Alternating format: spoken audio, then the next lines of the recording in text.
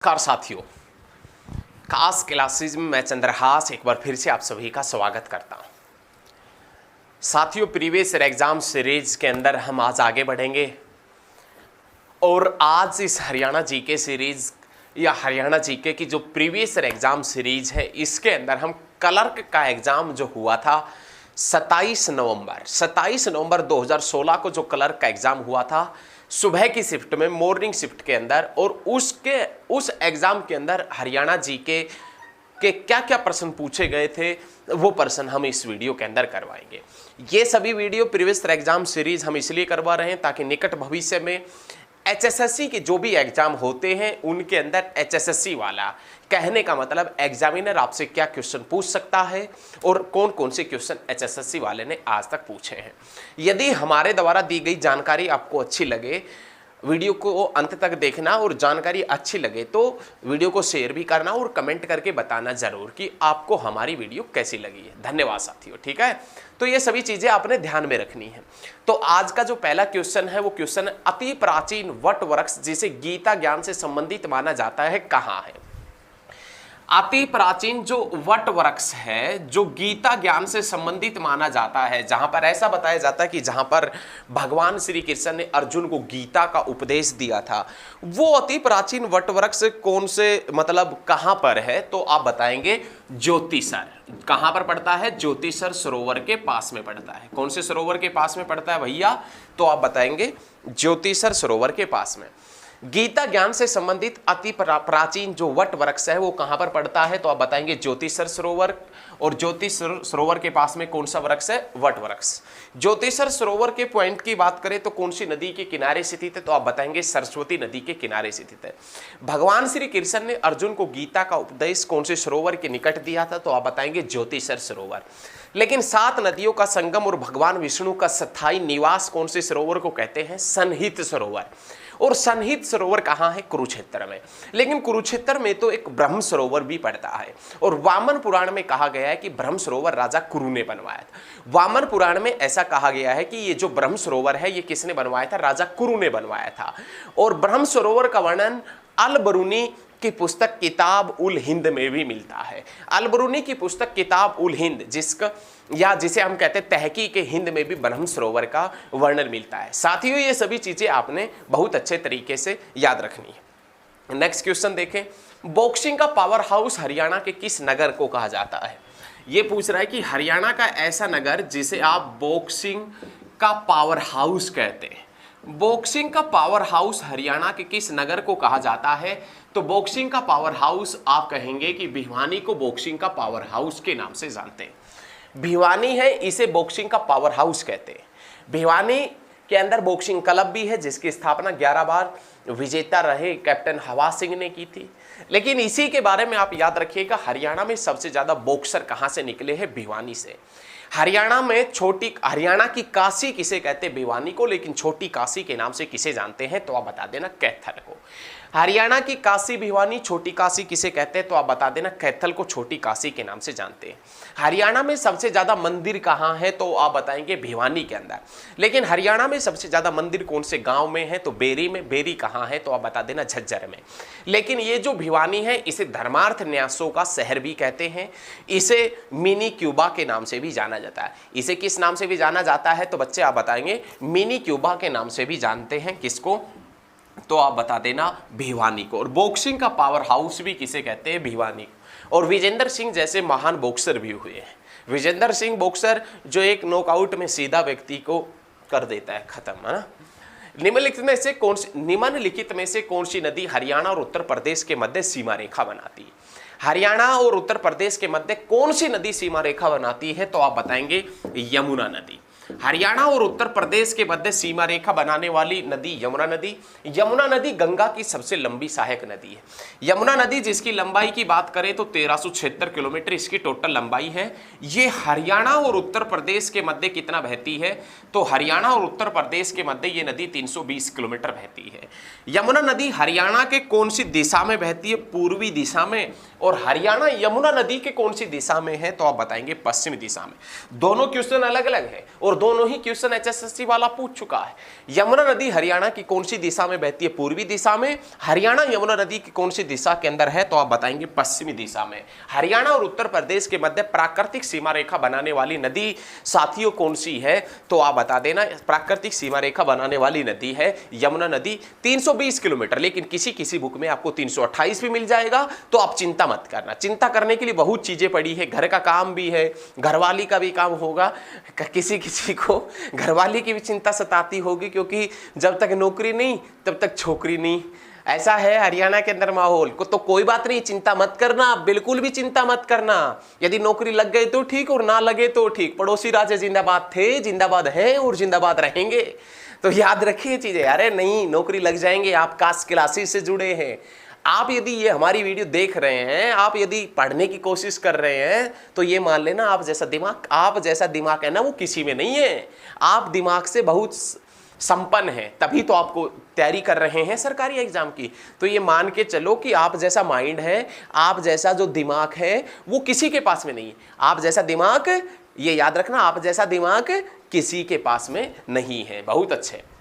देखें, राष्ट्रीय राजधानी क्षेत्र में कौन सा नगर शामिल नहीं है? ये पूछ रहा है कि एनसीआर के अंदर कौन सा नगर शामिल नहीं है। एनसीआर का मतलब आप समझ रहे हैं, एनसीआर की शुरुआत हुई थी 1985 के अंदर।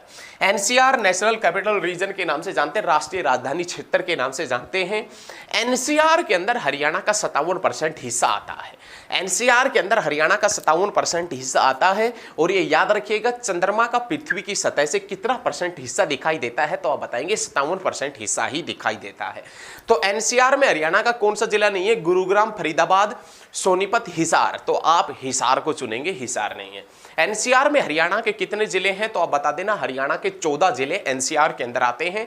सबसे बाद में 14वां जिला कौन सा है? तो आप बताएंगे चरखी दादरी, जिसे एनसीआर में शामिल किया गया। एक्चुअल में चरखी दादरी ऑटोमेटिक शामिल हो गया था, बनने के बाद में भिवानी से अलग हुआ तो ऑटोमेटिक वो एनसीआर में शामिल हो गया था। सबसे बाद में गठित जिला कौन सा है? तो आप बताएंगे चरखी दादरी। चरखी दादरी जिला कब बना था? तो आप बताएंगे 4 दिसंबर 2016 को चरखी दादरी जिला बना था। लेकिन चरखी शब्द के आगे दादरी शब्द कब लगा था? 1958 में। 1958 में लगा था। और शेख चिल्ली का मकबरा, जिसे राष्ट्रीय महत्व का स्मारक कब घोषित किया गया था? तो आप बताएंगे 1958 के अंदर, जिसे राष्ट्रीय महत्व का स्मारक घोषित किया गया था। याद रखे बच्चे। नेक्स्ट क्वेश्चन देखें, सोनीपत जिले के खेड़ी गुजर गांव में कौन सा तीर्थ है? सोनीपत जिले का को जो खेड़ी गुजर गांव है, उसमें कौन सा तीर्थ है? देखें एक बार, सोनीपत जिले का कौन सा गांव है जिसके अंदर खेड़ी गुजर तीर्थ पड़ता है? तो खेड़ी गुजर यदि तीर्थ की बात करें, खेड़ी गुजर तीर्थ कहाँ है? तो आप बताएंगे खेड़ी गुजर जो तीर्थ पड़ता है वो सोनीपत, खेड़ी गुजर गांव के अंदर जो तीर्थ पड़ता है वो कौन सा तीर्थ है? तो आप बताएंगे सतकुंभा तीर्थ।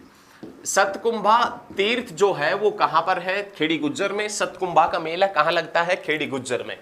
खेड़ी सुल्तान झज्जर में है, लेकिन खेड़ी गुज्जर जो गांव पड़ता है वो कौन से डिस्ट्रिक्ट में है बच्चे? तो आप बता देना सोनीपत के अंदर है। सतकुंभा तीर्थ है वहां पर। पिंजौर स्थित गार्डन का क्या नाम है? तो पिंजौर स्थित गार्डन का नाम है यादवेंद्र गार्डन। और ये यादवेंद्र गार्डन जो 17वीं शताब्दी में औरंगजेब के शासनकाल के दौरान बना था। पिंजौर स्थित जो यादवेंद्र गार्डन है, ये 17वीं शताब्दी में औरंगजेब के शासनकाल के दौरान बना था। ये यादवेंद्र गार्डन जिसमें आमों का प्रसिद्ध मेला लगता है, और आमों के प्रसिद्ध मेले की शुरुआत 1992 के अंदर हुई थी। ये भी याद रखना। हरियाणा में सबसे ज्यादा आम अंबाला में होता है, लेकिन आमों का प्रसिद्ध मेला यादवेंद्र गार्डन पिंजौर में लगता है। ये भी याद रखना। यादवेंद्र गार्डन जिसका पुराना नाम मुगल गार्डन था, यादवेंद्र गार्डन जिसे वर्तमान में उत्तर भारत का नंदनवन के नाम से भी जाना जाता है, और उसमें आमों का प्रसिद्ध मेला जून जुलाई माह में लगता है। प्रसिद्ध आमों का मेला है जिसकी शुरुआत 1992 में हुई थी, लेकिन आम सबसे ज्यादा होता है अंबाला डिस्ट्रिक्ट में। नेक्स्ट क्वेश्चन, धारूहेड़ा औद्योगिक नगर कौन से जिले के अंदर है? तो आप बता देना रेवाड़ी में। हिंदुस्तान मशीन टूल्स HMT किस नगर में स्थित है? ये पूछ रहा है। हिंदुस्तान जो मशीन टूल है HMT है वो कहां पर है? तो आप बताएंगे पिंजौर में। और पिंजौर कहाँ है? पंचकुला के अंदर। पिंजौर जिसका पुराना नाम विराट नगर या पंचमपुर है। 360 बावड़ियों का कस्बा कहा जाता है पिंजौर को। बावड़ियों व तालाबों का नगर कहते हैं नारनौल को। और 360 धार्मिक स्थल है कुरुक्षेत्र में, और राजा कुरु के नाम पर बसाया गया शहर है कुरुक्षेत्र। यदि हमारे द्वारा दी गई जानकारी आपको बहुत अच्छी लग रही है तो इस वीडियो को आप दूसरों तक भी शेयर करें, इस जानकारी को शेयर करें। आप वादा करें हमारे साथ में कि जितने भी स्टडी ग्रुप से आप जुड़े हैं उन सभी स्टडी ग्रुप में वीडियो को शेयर करेंगे। दोस्तों ये वादा करें, आप हमारे साथ में जुड़े, हम एकदम बेहतरीन तरीके से, जहर तरीके से हरियाणा जीके आपके माइंड में बैठा देंगे। नेक्स्ट क्वेश्चन, कुरुक्षेत्र जिले की सरकारी चीनी मिल किस स्थान पर है? कुरुक्षेत्र के अंदर एक चीनी मिल है जो शाहबाद के अंदर पड़ा। वो पूछ रहा है कि कुरुक्षेत्र की जो सहकारी चीनी मिल है वो कहाँ है, तो आप बताएंगे शाहबाद में। शाहबाद के अंदर कब बनी थी, तो आप बताएंगे 1984 या 1985 के अंदर, 1984-85 के अंदर ये चीनी मिल बनी थी। ये जो शाहबाद है ये कौन सी नदी के ऊपर है, तो आप बताएंगे मारकंडा नदी के ऊपर पड़ता है। महर्षि मार्कंडेश्वर की तपोभूमि शाहबाद, महर्षि मार्कंडेश्वर मंदिर शाहबाद। मारकंडा नदी के ऊपर है शाहबाद। मारकंडा जिसका पुराना नाम बहुत बार पूछा जाता है, मारकंडा नदी का पुराना नाम अरुणा है। मारकंडा नदी द्वारा निर्मित बाढ़ का मैदान किस नाम से जाना जाता है? बैट के नाम से। किस नाम से? बैट। और घग्गर नदी द्वारा निर्मित बाढ़ का मैदान नैली के नाम से जाना जाता है। नेक्स्ट क्वेश्चन, काला तितर पर्यटन स्थल कहाँ है? काला तितर पर्यटन स्थल, ब्लैक फ्रैंकोलिन पर्यटन स्थल पूछे आपसे, काला तितर पर्यटन स्थल कहाँ है, तो आप बताएंगे सिरसा में। हरियाणा का सबसे बड़ा वाइल्ड लाइफ सेंचुरी वन्य जीव अभ्यारण्य जिसका नाम है अबूशहर वन्य जीव अभ्यारण्य। अबूशहर वन्य जीव अभ्यारण्य सिरसा के अंदर पड़ता है। लेकिन बच्चे आपने ये याद रखना है, उसी अबूशहर वन्य जीव अभ्यारण्य के अंदर काला तितर पर्यटन स्थल स्थित है। काला तितर यदि पर्यटन स्थल पूछे तो सिरसा में, काला तितर प्रजनन केंद्र पूछे ना तो आप बता देना पीपली कुरुक्षेत्र में, याद रखना है। लेकिन ब्लू बर्ड पर्यटन स्थल, ब्लू बर्ड कहां पर है? हिसार में, ब्लैक बर्ड हांसी में, और ब्लू जे पर्यटन स्थल पूछे तो समालखा में, और समालखा है पानीपत में। और पानीपत का पुराना नाम पानपरस्त, दिल्ली का इंद्रप्रस्थ, सोनीपत का सोनप्रस्थ, सोने का शहर सोनीपत, लेकिन सोना मिलता है अंबाला में, नारायणगढ़ में। याद रखें, बहुत अच्छे तरीके से पढ़ेंगे, एकदम जहर तरीके से। तीज का त्योहार किस महीने में आता है? तीज का त्योहार आता है भाई सावन में। जब ये हमारे जो युवा क्रांतिकारी युवा वीडियो देख रहे हैं, जब ये कावड़ वगैरह लेने के लिए जाते हैं ना, तो उसी महीने के अंदर तीज का त्योहार आता है। भगवान महादेव को खुश करने के लिए कावड़ वगैरह लेने जाते हैं, तो उसी महीने में तीज का त्योहार आता है। भारत के सारे शिल्पी व कलाकार हरियाणा के किस मेले में भाग लेते हैं? तो भारत के सभी शिल्पी व कलाकार हरियाणा के किस मेले में भाग लेते हैं, तो आप बताएंगे सूरजकुंड मेले में। सूरजकुंड मेला जो फरीदाबाद के अंदर लगता है, जो पहली बार 1987 के अंदर लगा था, 1987 के अंदर पहली बार लगा था। 1987 में पहली बार, 1987 में ही बुढ़ापा पेंशन की शुरुआत हुई थी, चौधरी देवीलाल ने की थी। 1987 में ही चौधरी देवीलाल हरियाणा का दूसरी बार मुख्यमंत्री बना था। 1987 के अंदर ही श्री कृष्ण संग्रहालय कुरुक्षेत्र के अंदर बना था, यह भी याद रखना आपने। उसके बाद में खालसा पंथ की स्थापना किस महीने में हुई थी, तो बैसाख के महीने में। हरियाणा में सदा बहने वाली नदी कौन सी है, तो ये तो आपको मालूम होगा, हरियाणा की एकमात्र ऐसी नदी जो सदा बहती है, यमुना नदी। उसके बाद में घरोंडा नगर हरियाणा के किस जिले में पड़ता है? घरोंडा पड़ता है करनाल में, घरोंडा करनाल में। और लास्ट क्वेश्चन है कि हरियाणा में सांग का प्रारंभ किस कलाकार से माना जाता है, तो हरियाणा में सांग का प्रारंभ मेरठ निवासी, मेरठ जो यूपी में पड़ता है, हरियाणा में सांग का प्रारंभ मेरठ निवासी किशन लाल भट्ट से माना जाता है। मेरठ निवासी किससे माना जाता है? किशन लाल भट्ट से। यदि ये हमारे द्वारा दी गई जानकारी आपको अच्छी लगी हो तो वीडियो को ज़्यादा से ज़्यादा स्टडी ग्रुप में शेयर करना। दोस्तों आज के लिए इतना ही, बहुत जल्द मिलेंगे नेक्स्ट क्लास में नए जोश के साथ में। आप लगातार हमारे साथ में बने रहें। जय हिंद, जय हरियाणा, धन्यवाद।